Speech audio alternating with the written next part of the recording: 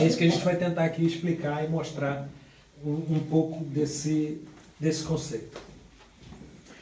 Tem esse senhor, André Comte, é um filósofo francês, ele ainda é vivo, não se sabe se é espírito ou não, pelo menos acredito que não, e ele tem esse livro. Eu trago os livros com duas capas, que é para vocês terem noção, só para ficar com visualmente, porque são duas edições diferentes, então tem capas diferentes. Como os livros espíritas também, tem os antigos com um tipo de capa. Então, só para vocês terem. E ele tem esse livro que chama Pequeno Tratado das Grandes Virtudes. Pequeno Tratado porque é um livro pequeno, mas que são grandes virtudes. E ele lista nesse texto algumas virtudes. Ele fala em 18 virtudes. E o capítulo que ele mais perde, ou que ele mais escreve, é sobre o amor, que é o último capítulo. Mas o que a gente vai falar é da fidelidade. E ele escreve no livro o seguinte: como o corpo é o presente do presente, o espírito é o presente do passado. Entendem o que isso quer dizer? O corpo, o físico, é o presente do presente, é atual. O corpo nasce do corpo. Então, nós somos hoje este corpo que estamos aqui. Mas o espírito é o presente do passado. Ou seja, esse espírito que habita nesse corpo é antigo. Então ele está no presente, mas com todas as experiências do passado. No duplo sentido da palavra presente, o que o passado nos lega, em nós, o que permanece. Então, tudo que eu fui acumulando nas minhas reencarnações e o que eu consegui assimilar. E nós somos criados e feitos por automatismos, não é? A evolução das espécies mostra isto. A gente vai adquirindo uma certa consciência ou uma certa função, depois que aquilo torna-se intrínseco, ou seja, inato, a gente não pensa, ninguém pensa em respirar, pois não? Ninguém pensa que o coração deve bater. Então isso são coisas automáticas. Esses automatismos a gente foi adquirindo ao longo da evolução das espécies até chegarmos nessa fase. Então, esse passado que deixa as nossas marcas e o que a gente assimila e o que a gente vai guardando. Então ele diz que nós somos, o corpo é o presente do presente e o nosso espírito é o presente do passado. E eu tenho um amigo que chama Dr. Décio Andoli, por acaso eu tive o prazer de me tornar amigo dele, e ele diz que a nossa melhor versão, a melhor versão do Marcelo é o Marcelo 2026. Porque o Marcelo de 1800 ou 1700, esse não prestava. Não fazia nada de bom. E hoje não quer dizer que eu faça muita coisa de bom, mas eu hoje não faço tudo aquilo que fazia no passado.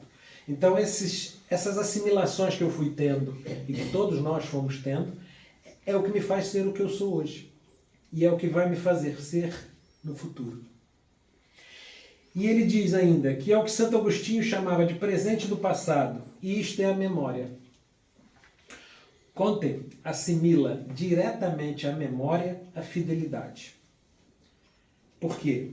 Porque ele diz que no momento que a gente tem a nossa capacidade de pensar e de lembrar que nós precisamos fazer algo, a gente faz. Quando a gente esquece, a gente não faz. Mas como é que é isso? Então, vamos aqui fazer um pequeno exercício. Quando a gente está no meio de uma festa, quando a gente está num momento de alegria, todo mundo feliz, a gente pensa em Deus? Invariavelmente, não. A gente pensa em Deus quando? Quando a gente lembra de Deus. Quando a gente está na coisa apertada, difícil, que eu acho que eu estou sendo injustiçado, aí eu lembro de Deus. Aí vem a minha memória, aí eu lembro. O exercício, o que a gente precisa conseguir é manter essa memória sempre. E aí a gente vai atingir fidelidade. Por isso é que ele diz que a memória está diretamente à fidelidade. E quando a gente fala em fidelidade, muitos de nós pensamos logo no casamento, por exemplo, não é? Se eu esqueço da minha esposa, eu vou ser fiel a ela? Eu posso falhar, né? Mas se eu lembrar dela o tempo todo, aí eu sou fiel. Então eu mantenho essa minha fidelidade. E quando diz esposa, diz marido, diz filho, diz pai, diz mãe, sogra, enfim. O que a gente colocar no nosso coração. Então por isso é que ele diz que isto está ligado diretamente à memória, essa fidelidade. E ele diz que o espírito começa aí. O espírito preocupado, o espírito fiel. Quando eu mantenho esse meu pensamento, essa minha memória focada naquilo que realmente importa. Porque a gente se perde, muitas vezes, numa série de pensamentos, numa série de questões que não querem dizer nada. Tem um estudo que diz que 90% do que a gente pensa durante o dia, ou das nossas angústias, ou do que a gente imagina, não acontece. Não sei se passa-se isso com vocês. E se eu estiver aqui, está chovendo, eu vou andar de carro se a chuva piorar. Mas se chegar lá, está sol. Né? Então é esse tipo de coisas que eles dizem, que a gente tem que se manter fiel ao que realmente importa. E ele então faz, o livro são essas 18 virtudes. A gente focou na fidelidade, mas tem a polidez, a prudência, a temperança, a coragem, justiça, generosidade, compaixão, misericórdia, gratidão, humildade, simplicidade, tolerância, pureza, doçura, boa-fé, humor e amor. O amor é quando ele tem o maior capítulo, como eu já vos disse. Então essas são algumas das virtudes, né? Das grandes virtudes que Conté classifica. Há outras que têm mais importância ou menos importância, de acordo com cada um. E ele continua dizendo que ser fiel para o pensamento não é recusar-se a mudar de ideia. Isto seria um dogmatismo. Se a gente faz sempre a mesma coisa e a gente não muda de ideia, não quer dizer que eu esteja sendo fiel ao meu pensamento. Eu estou dogmático, eu estou preso naquela ideia. Não submeter suas ideias a outras coisas que não elas mesmas. Isso é a fé. Né? Se a minha ideia tiver razão, tiver racionalidade, eu consigo continuar com essa minha ideia. Então isso demonstra fé. E nem considerar o meu pensamento como absoluto. Isso é fanatismo. Só eu tenho razão. Isso é fanatismo. Vocês conhecem uma história que diz que uma família tem uma receita maravilhosa de um peixe que é o rabo de fora? Vocês já ouviram essa, não? Então, a família fazia sempre, toda a festa que havia, fazia um peixe que o rabo ficava de fora da travessa. E todo mundo dizia, que peixe maravilhoso, isso é uma receita maravilhosa, isso é delicioso. Era o peixe do rabo de fora. Até que um dia, um dos jovens da família, que chegou há pouco tempo na família, dizia, por que esse peixe é tão bom assim? Quem é que inventou essa receita? Não sei, eu já faço isso há tantos anos, foi a tua mãe que me ensinou. Aí ele foi perguntar, mãe, mas por que faz o peixe? Eu não sei, foi a tua avó que me ensinou. Mas avó, por que você faz? Eu não sei, foi tua avó, bisavó que me explicou. E ele, curioso, foi ter com a bisavó, que ainda era vivo, e perguntou, bisavó, por que o peixe rabo de fora é assim tão bom? Meu filho, não tínhamos uma travessa maior. Foi a travessa que tinha.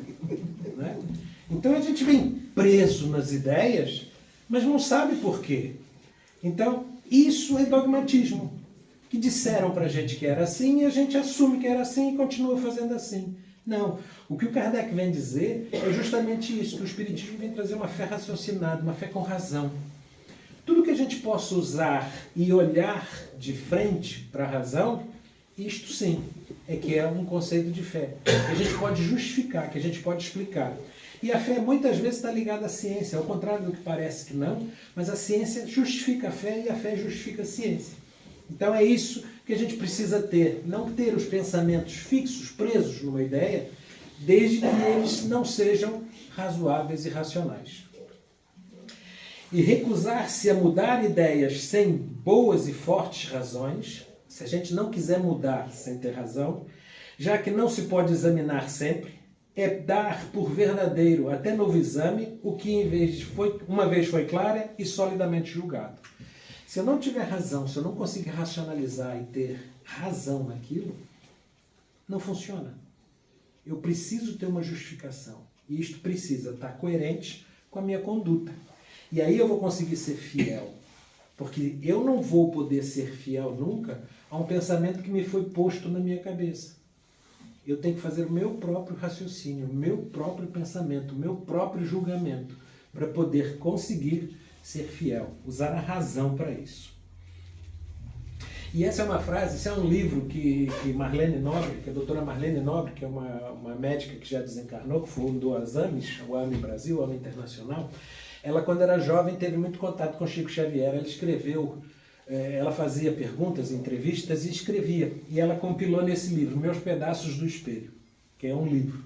E ela escreve essa frase de Chico Xavier que eu achei interessantíssima, que é: sou escravo do meu dever para ser livre da minha consciência. Chico Xavier se sentia escravo daquela obrigação, daquele compromisso que ele tinha assumido e que ele tinha intrínseco nele, para ele poder ser livre da consciência. Hoje em dia nós reclamamos muito, não é? A sociedade reclama muito. Eu tenho que fazer sempre isto, sempre isso, sempre isto. Você tem que ser escravo do seu dever, desde que seja digno e correto, para você ser livre na sua consciência, para você agir de forma liberta. E assim você vai conseguir ser fiel àquilo que você tem como razoável, como racional. E pronto, e chegando aqui o título da nossa apresentação, isso é uma breve introdução para a gente entender o que é a fidelidade. Eu trago a fidelidade de Deus nesse capítulo 6º do livro Boa Nova. Vocês conhecem aqui o livro Boa Nova? Alguém conhece? O livro Boa Nova, eu chamo ele dos bastidores do Evangelho, não é? Dos Evangelhos, de uma forma geral. Eu gosto muito de ler o livro Boa Nova, ou quando vou estudar, ou quando vou pesquisar alguma coisa, tendo junto o Evangelho a que ele diz respeito. Porque Humberto de Campos, não é? O irmão X, que psicografa, ele conta os bastidores do que acontecia com Jesus e com os apóstolos. E é muito interessante. Para a gente situar, no capítulo 5º, que é o anterior a esse, como é lógico, não é? Jesus tinha terminado de fazer uma prédica, né? Uma reunião com as pessoas, começou a escolher os seus apóstolos, os seus discípulos, e tinha já escolhido aqueles 12, e reúne com os 12, depois que a multidão vai embora, todo mundo vai para sua casa, ele reúne com os 12 e começa a dizer como é que vai ser dali para frente. Ou seja, vai dar a lista das tarefas, né? Do dever, que eles vão ter que ser escravos. Então ele começa: vocês vão andar em cidades onde vão ser apedrejados, cuspidos e enxotados. Vocês vão passar fome. Vocês vão andar a pé por um lado e para o outro. Vocês vão ser escorraçados de uma cidade para outra. Vocês não vão ter nenhum tipo de sossego. Vocês podem ser presos e por aí afora. E os apóstolos, ouvindo aquilo, né? Imaginem. Porque o que eram os apóstolos do tempo? Eram pessoas como nós. Eram pessoas exatamente como nós. Imagine para vocês que eu sou um empregador, né? Um patrão, e vou contratar vocês todos e vou dizer: vocês vão levar pancada, vocês vão passar fome, vocês vão vestir nada, vocês vão ter dias que não vão dormir, vocês vão ter que andar a pé o dia todo. Como é que a gente ficava? Eu não quero nada disso. Isso é impensável. Não é? Então, Jesus começa a perceber que depois dessa prédica, depois que ele falou o que eles iam ter que passar e fazer, eles começam a ter um burburinho. Quem vai ser melhor, quem não vai ser melhor, eu sou o melhor, eu estou mais perto de Jesus, eu é que gosto, mas eu não quero fazer isso, não sei o quê. E ele percebeu. Porque Jesus, não é? Ele não precisava perguntar, não precisava ouvir o que as pessoas sentiam. Ele bastava querer, não precisava nem estar perto. Bastava ele querer, que ele sentia. Então ele sentiu essa confusão. Mais uma vez, chama todos a posteriori. O livro não diz se foi no dia seguinte, 2 dias, 3 dias, não interessa. E então entra nesse capítulo 6º, que é o Fidelidade a Deus. E ele começa a conversar com eles, dizendo: mas vocês acham que isso é assim tão complicado? O que vocês almejam da vossa vida? Não é? O que vocês pretendem para vocês? O que eu estou propondo é isto. E todos eles contam casos. Tiago conta um caso de um amigo dele que tinha ficado muito rico e a partir do momento que ele teve muito dinheiro, se perdeu com álcool, com bebidas, com festas e adoeceu e desencarnou. Outro, Pedro, conta que tinha um pescador que pescou muito e a partir daí ficou com tanto dinheiro que passou a ser um avarento. nunca mais conseguiu se conciliar com a família nem com ninguém. E Jesus vai mostrando, vai ouvindo esses casos e depois diz: nas causas de Deus, a fidelidade deve ser uma das primeiras virtudes. A fidelidade do que a gente tem em mente. Uma vez eu ouvi uma entrevista de um jogador de futebol brasileiro chamado Amaral, que jogou no Benfica uns tempos, e ele, na maioria dos jogadores do Brasil, são muito pobres. E de uma hora para outra começam a ganhar muito dinheiro, pela Europa começam a ganhar muito dinheiro. E perguntaram para o Amaral: Amaral, o que o dinheiro modifica você? Eu falei, e ele virou e respondeu: fantástico, o dinheiro não modifica ninguém, só mostra o que eles são.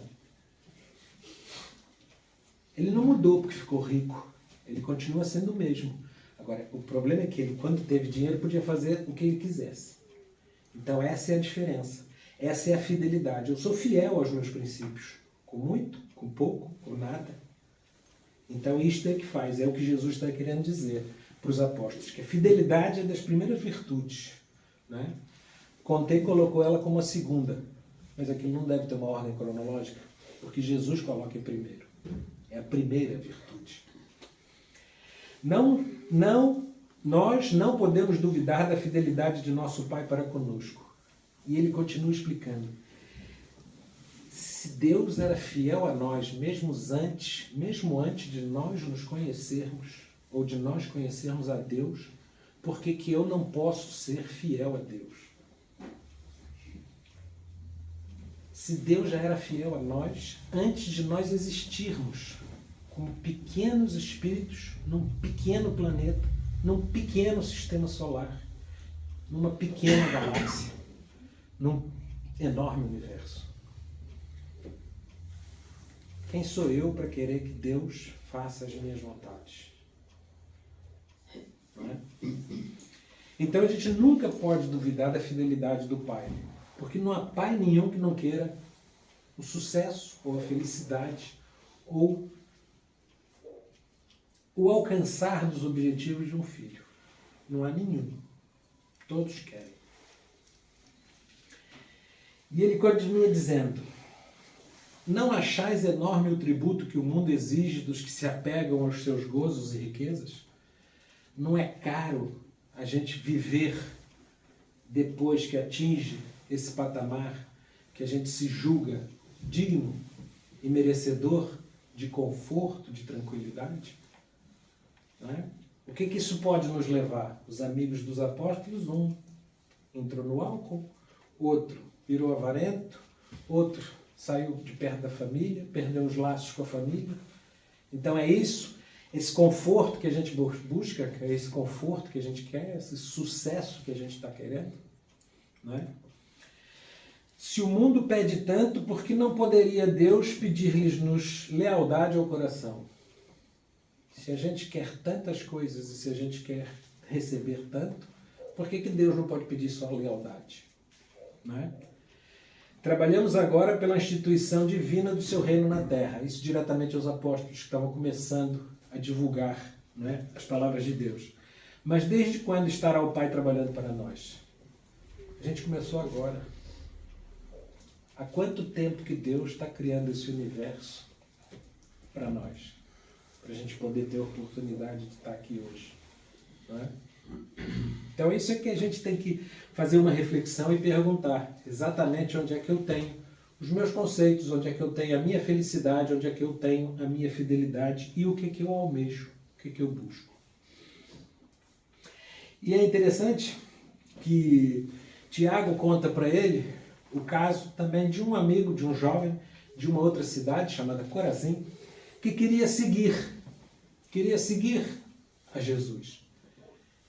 E depois que Tiago, então ele foi ter com Tiago e perguntou: então me explica como é que as coisas são. E ele explicou aquilo que ele tinha ouvido. Né? E o jovem virou para ele: não, esse Deus eu não quero. Eu quero Deus de festa. Eu quero Deus de alegria. Eu quero Deus de muita fartura. E decidiu não acompanhar Jesus, não acompanhar os apóstolos. E Jesus diz exatamente isso: nem todos podem compreender a verdade de uma só vez.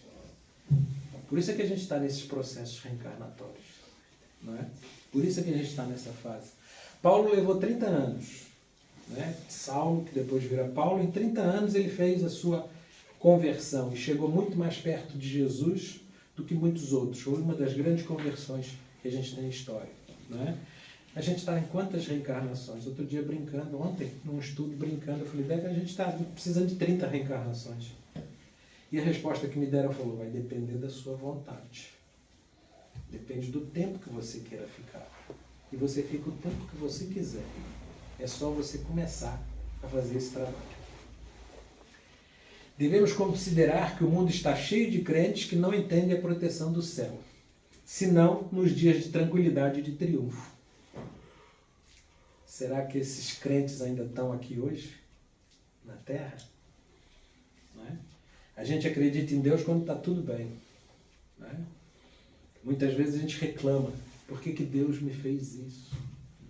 Por que isso aconteceu comigo? Porque é nessas horas que a gente tem que mostrar que tem confiança, que Deus está nos colocando no lugar certo, na hora certa.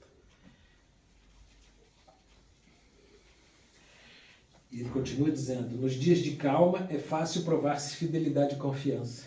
Quando está tudo bem, está todo mundo bem, eu acredito, está tudo bem, eu nem lembro. Aí a gente perde a fidelidade porque a gente esquece, desliga da memória. Não é? Não se prova, porém, dedicação verdadeiramente, senão nas horas tormentosas, em que tudo parece contrariar e perecer. É nessas horas que a gente tem capacidade de mostrar a nossa fidelidade. Não nos momentos de alegria e de felicidade. Porque nós ainda estamos numa fase que precisamos mostrar que somos capazes de suportar essas dores. Não é ainda para nós esse momento de felicidade plena. Há de chegar um dia, mas ainda não é para nós. E André, que era um dos apóstolos que tinha muitos problemas de saúde, começa a perguntar a Jesus que ele não se sentia capaz de seguir, de fazer essa tarefa, porque ele era muito doente, não é? E começa Jesus dizendo para ele assim, André, se te falharem os olhos, a visão, usa a palavra. E se te perderes a voz, usa os ouvidos para ouvir. E se te perder os pés que já não puderes arar, põe-te em paciência e auxilia como você puder. E ele diz que o enfermo, as pessoas doentes, as pessoas que não têm saúde, têm consigo diversas possibilidades de trabalhar para nosso Pai, com mais altas probabilidades de êxito no serviço. Com mais altas probabilidades de êxito. Quer dizer, então, que êxito é esse? É mostrando a nossa confiança, a nossa fidelidade, a nossa resignação. Porque muitas vezes os sãos não são capazes de fazê-lo, não é? Porque estão ligados a outras questões. Então, isso era o que Deus, ou o que Jesus vinha falando para os seus apóstolos, mostrando para eles qual era o compromisso. E eu trago agora o livro Fonte Viva para esse tema, o Fortaleçamo-nos, que Emmanuel explica como é que a gente pode se fortalecer e buscar essa fidelidade e essa fé. Emmanuel, nesses livros, ele muitas vezes pega um pequeno trecho dos evangelhos ou das cartas de Paulo, ou enfim, de um livro evangélico, um texto evangélico, tira uma frase e depois, nessa frase, ele faz a explicação. E essa frase ele tira de uma carta de Paulo aos Efésios, que é: sede fortalecidos no Senhor. Tenham fé, tenham confiança, tenham a fidelidade no Senhor, que vocês vão alcançar o que pretendem. E Emmanuel então explica: há muita gente que se julga forte nos recursos financeiros que surgem e fogem. Qualquer um de nós aqui hoje, por mais bem financeiramente que estejamos, podemos não ter nada amanhã. Nada. Podemos estar numa situação e esse momento que a gente vive agora, né, mostra bem isso. Pessoas que estavam com empresas bem sólidas, fortificadas neste momento, porque acabou a luz, não tem nada. A gente teve um apagão o ano passado, que todo mundo achou que o mundo ia acabar, porque a luz acabou. E a gente põe a nossa felicidade numa televisão que não tem luz para funcionar, ou no frigorífico que vai estragar a carne, vai estragar o peixe, vai estragar tudo. E a gente passou por isso tudo, está todo mundo aqui agora. E a gente tem uma memória muito curta, né? Porque há pouco tempo atrás a gente estava preso dentro de casa com uma pandemia que a gente já não lembra. E isto foi 4 anos, 5 anos atrás, 6 anos atrás. Então é importante que a gente dê valor e entenda que os recursos financeiros surgem e fogem. A posse das terras mudam de dono. Quem participa em reunião mediúnica tem, muitas vezes, eu tenho esse privilégio, essa sorte, e o que vem muitas vezes são espíritos discutindo, preocupados, porque tiraram 1 metro de terra. 1 metro de terra. Mudaram o marco 1 metro. E vêm eles presos àquele metro de terra que não precisa para nada. Muitas vezes não planta, não colhe, não faz nada com aquilo. Mas é meu, então eu quero. Então a gente tem que perder esse sentido de posse, porque as terras mudam de dono. Beleza física que brilha e passa. Essa necessidade de a gente estar sempre belo, sempre lindo e maravilhoso. Os parentes importantes que se transformam. Aquele que a gente achava que era nosso amigo, realmente, por vicissitudes, por questões, por outros problemas, faz a vida dele completamente diferente e há esse desligamento dos amigos, aqueles amigos de verdade, né? Na cultura da inteligência, que muitas vezes se engana. Quem se acha muito vaidoso por ser uma capacidade intelectual muito grande, também erra. Na popularidade que conduz à desilusão, e isto aqui, eu acho isto atualíssimo, né? Na época de Emmanuel não havia redes sociais, mas hoje em dia a gente vê as redes sociais, o que elas fazem com os nossos jovens, e muitos de nós também, né? Que estamos sempre temos uma visibilidade grande. Outro dia estava minha esposa olhando e vendo, olha, fulano está viajando de novo. Eu falei, meu Deus, essa foto tem 5 anos. Essa viagem ela já foi, já voltou, ele já esqueceu o que fez. Mas por que pôs a foto? Justamente para isto, para você ver e achar que ela está viajando. E a gente vive dessas ilusões, né? O poder político que o tempo desfaz. Todos os políticos que a gente conheceu, todos desencarnaram também, ou já deixaram de ser, e por aí afora. Então, estatuto político não quer dizer nada. Outro dia também, numa conversa entre amigos, a gente estava perguntando assim, dando importância às pessoas, né? Se o vosso presidente de Câmara da vossa cidade não aparecer 1 semana na Câmara, o que acontece? Nada. Tudo continua funcionando. E se o lixeiro passar 2 dias sem tirar o lixo? Vai ser uma confusão, né? Então quem é que é importante dentro da Câmara? O lixeiro ou o presidente? Não é? E a gente, que importância que a gente dá a essas coisas? Que valor que a gente dá e que visibilidade que a gente dá para essas pessoas que a gente acha menores, não é? Que fazem coisas que a gente muitas vezes dá por adquirido. Mas é importante que a gente tenha a memória para ter valor a essas pessoas. O oásis de felicidade exclusivista que a tempestade destrói. Aquele meu cantinho, né, que estava tão bonitinho, veio um vendaval. E eu que vivi em função daquilo, estava sempre ajeitando, sempre gastando meu dinheiro, pondo tudo pintadinho. Pintei semana passada, veio o vento e levou tudo. Deus não gosta de mim. Não. Deus está te dando a oportunidade de você perceber o que é realmente importante. Sim, há muita gente que supõe vencer hoje para acabar vencida amanhã. Mas tá, né? Aquilo que a gente... o Chico Xavier queria ser escravo do dever dele para poder ter a liberdade mais tarde, para poder se sentir feliz. E hoje em dia a gente é escravo dos nossos bens e perde a nossa felicidade de uma hora para outra.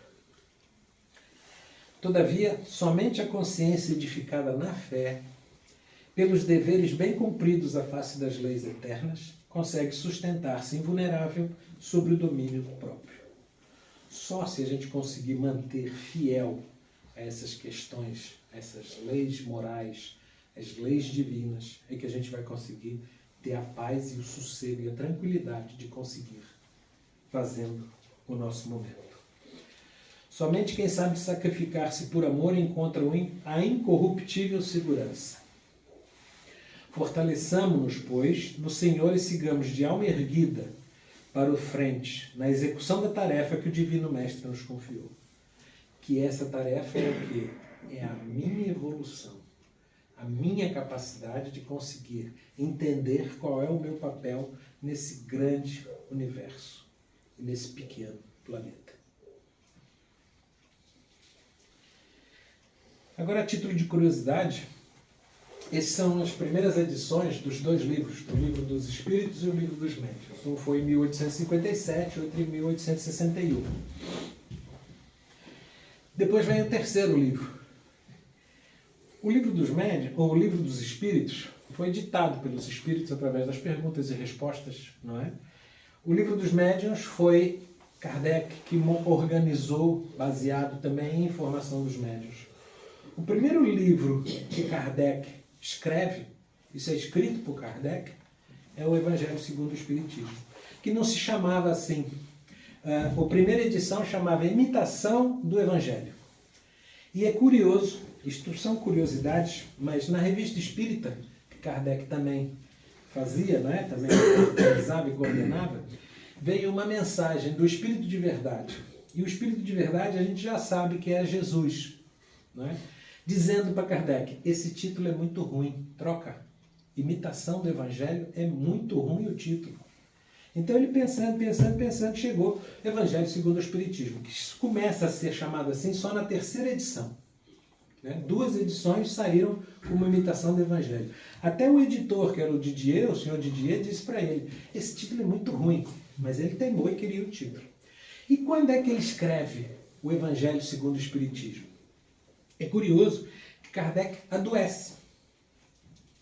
Kardec adoece porque ele era uma pessoa de carne e osso, como nós. Então ele adoeceu. E ao adoecer, ele precisou, o médico recomendou que ele fizesse um retiro para uma zona balnear. Foi para essa cidade, em Saint-Andrés, na Normandia. Normandia é norte da França, ali no canal da Mancha, divisa com a fronteira, não é fronteira, mas pronto, virado para a Inglaterra. Então ele vai para essa cidade, que chama-se Saint-Andrés, porque ele precisava estar em zona balnear para poder se recuperar, porque ele teve um problema de motilidade, de mobilidade. Ele não conseguia caminhar direito. E o médico falou, vai para uma estação de praia. E o que ele faz aí? O que vocês acham que Kardec vai fazer? Ele vai escrever o Evangelho segundo o Espiritismo. Ele fica aqui nessa zona durante a primavera e o verão de 1863 para escrever o livro. E depois vem na Revista Espírita uma informação dos espíritos que disseram, você estava tão assoberbado nas suas tarefas em Paris que a gente precisou te tirar de lá para você conseguir escrever um livro. Então ele foi adoecido para poder trabalhar. E a gente, o que acontece com a gente? A gente adoece para poder sofrer. Né? A gente sente e sofre. Ah, eu estou doente, eu não posso fazer nada. Uma vez Joana de Ângeles virou para Divaldo estava com a angina do peito, deitado, passando mal. Ele falou, vamos Divaldo, está na hora de trabalhar. Ele falou, mas minha irmã, eu estou 90% morto aqui. Ele falou, eu estou 100% e estou pronta para trabalhar. Então a gente, em vez de ficar se lamentando, a gente procura o que fazer para ser útil.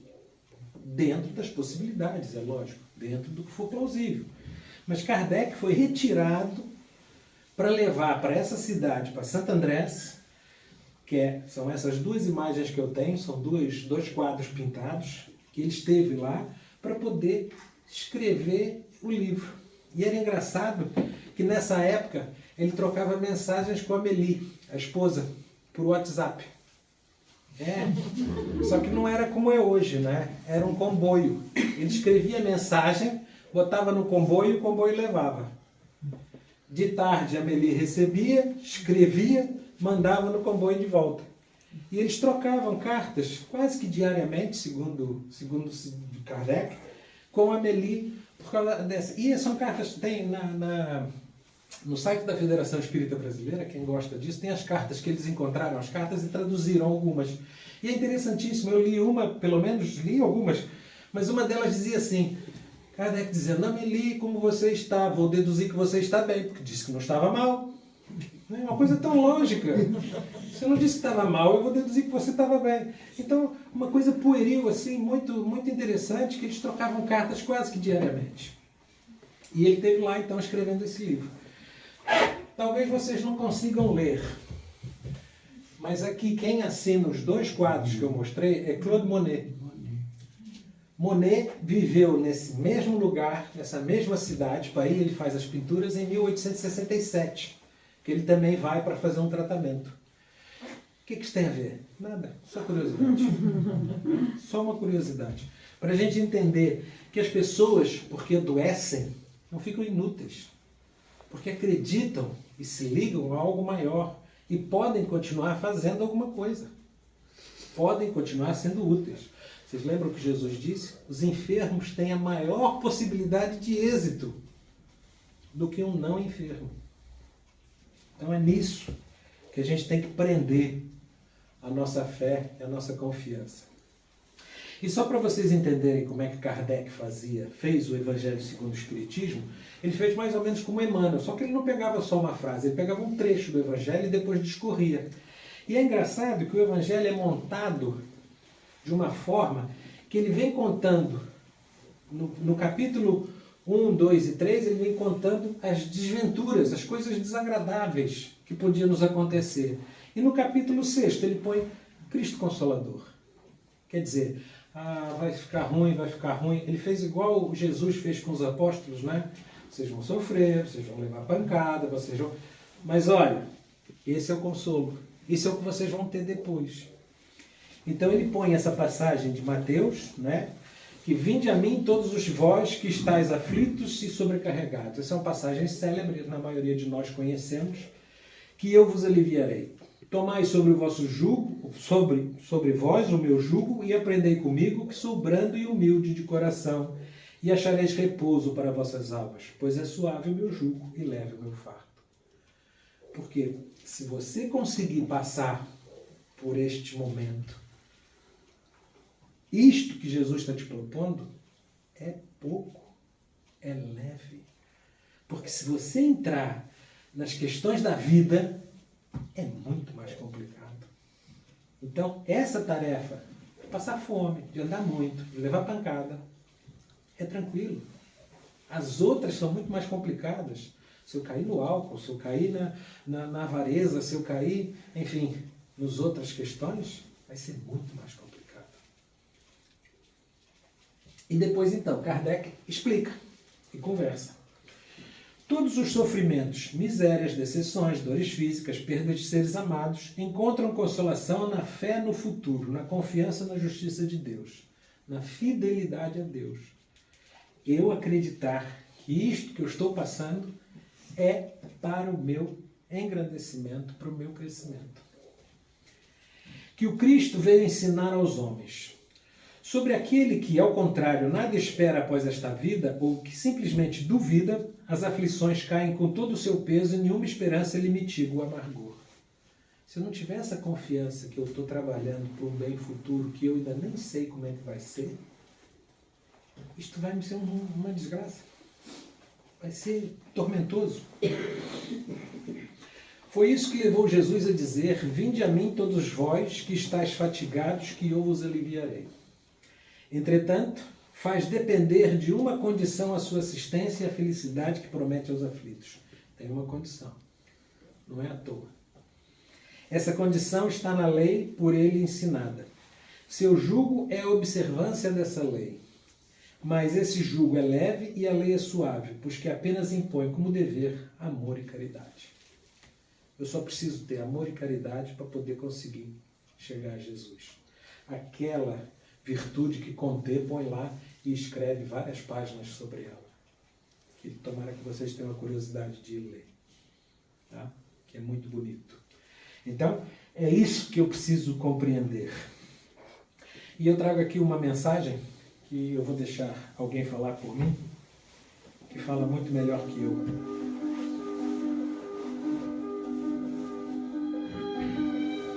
Dá para ouvir?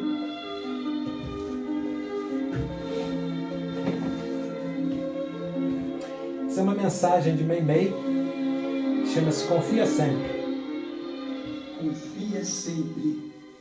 Não percas a tua fé entre as sombras do mundo. Ainda que os teus pés estejam sangrando, segue para a frente, erguendo a cor luz celeste acima de ti mesmo. Crê e trabalha. Esforça-te no bem e espera com paciência. Tudo passa e tudo se renova na terra, mas o que vem do céu permanecerá.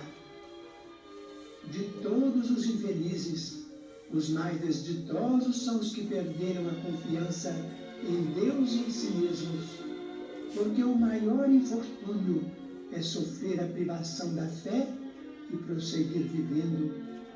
Eleva, pois, o teu olhar e caminha, luta e serve, aprende e adianta-te. Brilha a alvorada além da noite. Hoje é possível que a tempestade te amarfanhe o coração e te atormente o ideal, aguilhando-te com a aflição ou ameaçando-te com a morte. Não te esqueças, porém, de que amanhã será outro dia.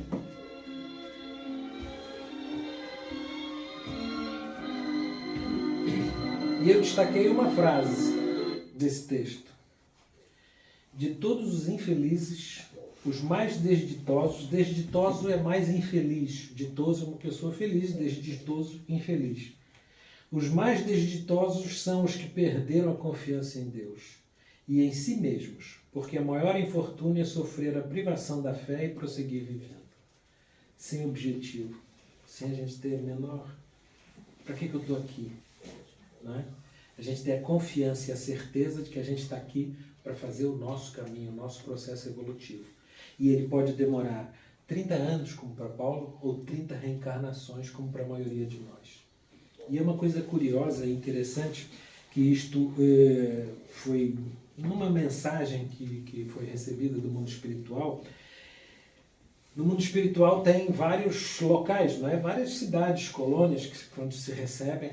E dizem que, segundo os espíritos, há relatos que 2/3 dos espíritas chegam em grau de perturbação enorme no mundo espiritual. Não faz sentido, né? Se a gente está se instruindo, buscando conhecimento, por que ele chega? Por que nós, espíritas, chegamos tão perturbados no mundo espiritual? E eles disseram que é porque a maioria de nós chega lá dizendo que já devia ter feito muito mais, porque a gente acha que fez muito pouco quando estava aqui. Então, é uma reflexão para a gente poder entender qual é o meu papel, qual é a tarefa que eu tenho, o que eu devo buscar fazer. Outro texto do Fonte Viva, que é a humanidade real. A gente que se acha homem, né? A gente acha humano. Esse texto é fantástico para mostrar como é que a gente é pequeno. E Emmanuel diz, né, conta de uma fala de Pilatos, quando ele está fazendo a crucificação, que o povo, nós, para quem se tirar fora dos casos, não, a gente estava lá também, né, escolhe fazer a crucificação de Jesus e a libertação de Barrabás. Então Pilatos vira-se e diz: eis o homem. E Emmanuel explica. Apresentando Cristo à multidão, Pilatos não designava um triunfador terrestre. Ele não disse que ele era um triunfador. Nem banquete, nem púrpura, nem aplauso, nem flores. Jesus achava-se diante da morte. Terminava uma semana de terríveis flagelações. Lembram-se, não é? Da passagem. Traído, não rebelara. Ele foi traído, mas não se rebelou. Preso, exercer a paciência. Humilhado, não se entregou a revides. Esquecido, não se confiou à revolta. Escarnecido, desculpara. Açoitado, ouvidou a ofensa. Injustiçado, não se defendeu. Sentenciado ao martírio, soube perdoar. Crucificado, voltaria à convivência dos mesmos discípulos e beneficiários que o haviam abandonado para soerguer-lhes a esperança. Isso foi o que Jesus disse para os apóstolos que ia acontecer, que eles iam ter que fazer. E ele não ficou só pelas palavras, ele fez. Não é? Qual de nós, não vou dizer todas as frases, mas escolham uma, e qual de nós faria o que está aqui numa frase, que dirá todos, não é? E é esse exercício que a gente tem que ir fazendo. Jesus passou por isso tudo e deu esse exemplo. Mas exibido diante do povo, Pilatos não afirma, eis o condenado ou eis a vítima. Diz simplesmente, eis o homem, porque ele é o exemplo de que é humanidade. É isso que ele diz com humanidade real. E nós que nos achamos humanos, estamos mais perto dos animais, da irracionalidade, no sentido de razão, não no sentido de inteligência, do que desse homem, que é realmente o homem. Eis o homem. Aparentemente vencido, o mestre surgia em plena grandeza espiritual, revelando o mais alto padrão de dignidade humana. Então ele foi escravo do dever para poder ser libertado da sua consciência. Ele estava tranquilo, porque ele fez aquilo que tinha que fazer. Rememorando, pois, semelhantes passagens, recordemos que somente nas linhas morais do Cristo é que atingiremos a humanidade real. Só quando a gente fizer isto é que a gente pode se chamar humanos. Até lá, a gente tem que trabalhar muito. Isto é uma imagem do Sermão do Monte, pintada por um pintor, Karl Bloch, em 1877, trazendo a figura de Jesus para vocês. Muito obrigado pela paciência, muito obrigado pelo convite e tenham uma boa noite.